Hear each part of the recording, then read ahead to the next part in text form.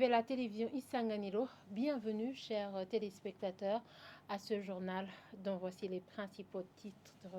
Un délai de 2 semaines est accordé à toute personne en possession des tenues semblables à celles des corps de défense et de sécurité pour les remettre aux unités militaires proches. Les personnes qui causeraient l'insécurité dans certains coins du pays utiliseraient ces tenues, d'après le porte-parole du ministère de la Défense. Vous aurez plus de détails au cours de ce journal. Et certains habitants de la mairie de Bujumbura admettent que la pauvreté et la faim qui règnent dans le pays les pousseraient à commettre des délits et être emprisonnés. Des fois, ces propos sont tenus après que la justice burundaise ait récemment annoncé que les prisons regorgent trop de prisonniers. Tout de suite, les détails.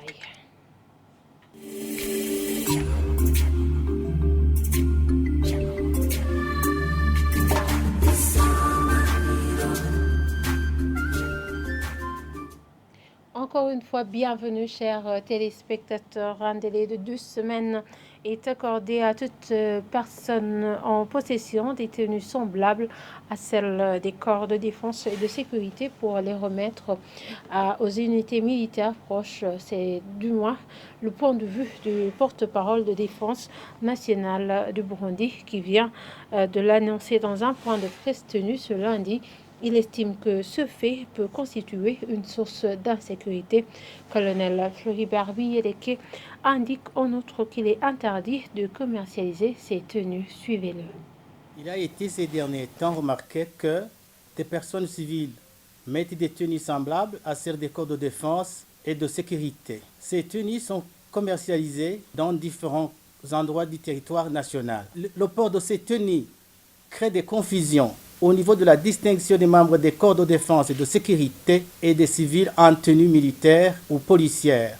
Il est évident que ce fait constitue une source d'insécurité dans notre pays, étant donné que les groupes terroristes peuvent utiliser les mêmes tenues et s'infiltrer dans la population pour poser des actes de terrorisme et d'autres formes d'insécurité. Cela est d'autant plus vrai que la région dont le Burundi fait partie a encore des groupes armés dont le mode opératoire n'est pas différent de celui des terroristes. Envie de prendre des précautions contre des éventualités fâcheuses qui ne tarderaient pas à se produire si rien n'est fait dans les meilleurs délais, nous voudrions communiquer au public ce qui suit. Il est interdit aux civils de porter des tenues semblables à celles des militaires ou des policiers. Il est interdit de commercialiser des tenues semblables à celles des militaires ou des policiers. Il est accordé un délai de 2 semaines à toutes les personnes en possession des tenues semblables à celles des militaires et policiers pour les remettre aux unités militaires qui leur sont proches.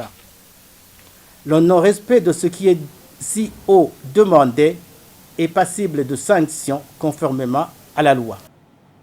Le porte-parole des forces armées burundaises a également indiqué que la récente attaque qui s'est produite à Buringa la nuit de samedi à dimanche sur la route nationale numéro 5, Bujumbura-Cibitoke, est un acte de malfaiteur. Suivez-le.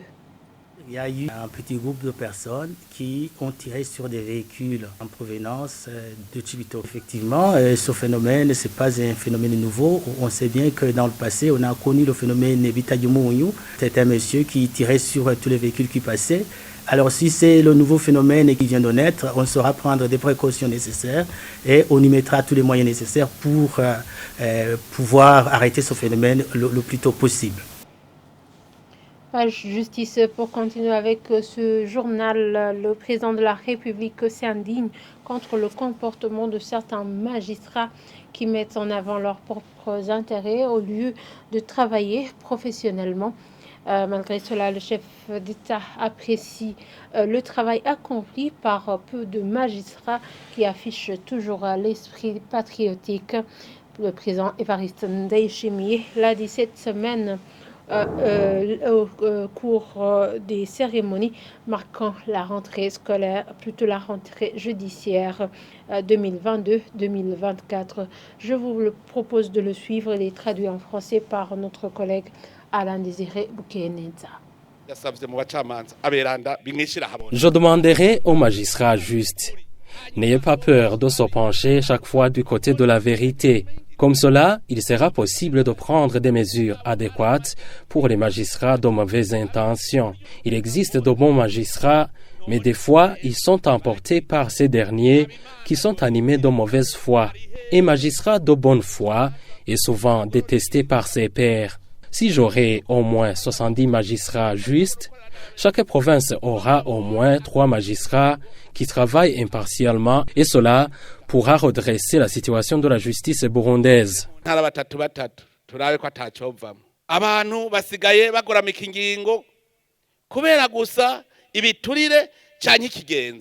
La justice burundaise est gangrénée par la corruption et l'injustice suite aux magistrats qui mettent en avant leurs propres intérêts. Certains incarcèrent injustement les innocents, tandis que d'autres libèrent les criminels, ce qui déstabilise la sécurité. Vous comprendrez que cela constitue un danger public.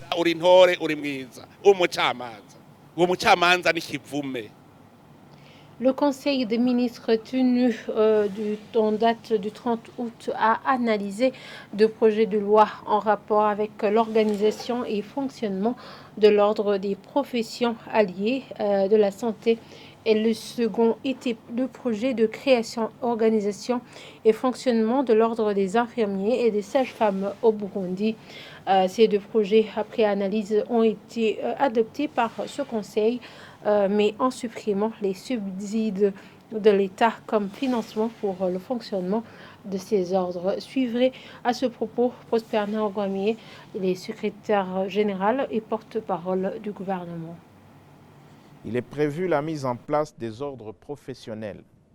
Par ailleurs, l'avènement des écoles et instituts privés a amené le ministère en charge de la santé publique à gérer des prestataires de soins et services de santé, des profils diversifiés à tous les niveaux de soins et organisationnels du système de santé. De plus, les prestataires des soins et de services de santé ont senti le besoin de se mettre au même diapason que leurs collègues des pays du monde entier en général et avec ceux de la communauté de l'Afrique de l'Est en particulier. Regroupés en diverses associations professionnelles depuis les années 1990, ils ont exprimé le souhait d'avoir un organe, ou mieux un cadre légal de soutien à l'autorité publique dans la promotion et l'offre de soins et services de santé. Car ces deux projets de décret mettant en place les ordres professionnels viennent combler ce vide juridique afin de permettre aux organisations professionnelles de participer au contrôle et à la régulation de la qualité du prestataire, afin de protéger les bénéficiaires des soins et services de santé. Après analyse, les deux projets de décret ont été adoptés avec les observations et les recommandations suivantes.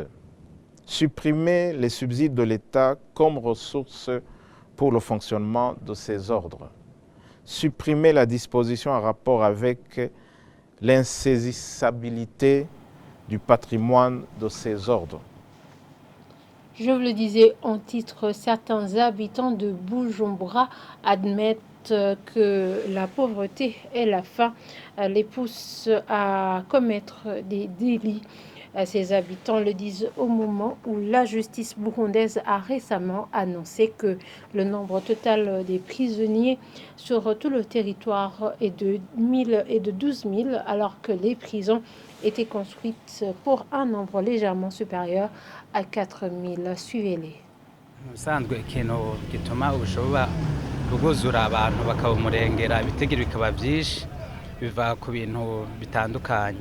Les causes de la surpopulation carcérale sont multiples. La plus grande, c'est la pauvreté. Cette dernière peut pousser les gens au vol. Les jeunes sont aujourd'hui au chômage. Quand quelqu'un a un emploi, il est occupé par son travail et n'a pas du temps pour des ligalas qui peuvent l'entraîner dans des actes de vol. Umuntu afise icyo akora ibintu byo kwiba ntaheza ngo abironkere umwanya kuko akazi karamwokwipa ntaronke umwanya wo kuronka ibimusamaza. Ce taux de chômage élevé est aussi une des causes du nombre élevé de détenus dans les prisons.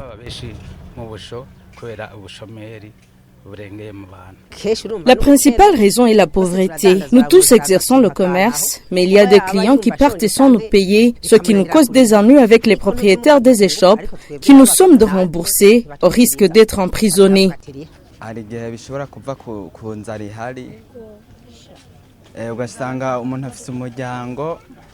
Cela peut être causé par la faim. Quand quelqu'un a une famille, par exemple, au lieu de laisser ses enfants mourir de faim, il va aller voler dans les maisons ou va dépouiller les passants. Une personne peut également être victime d'injustice.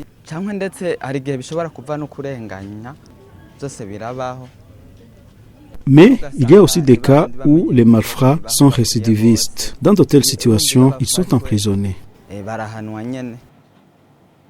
Voilà, c'est ici que nous clôturons ce journal. Merci de nous avoir suivis et très bonne suite de programme sur la télévision Isanganiro.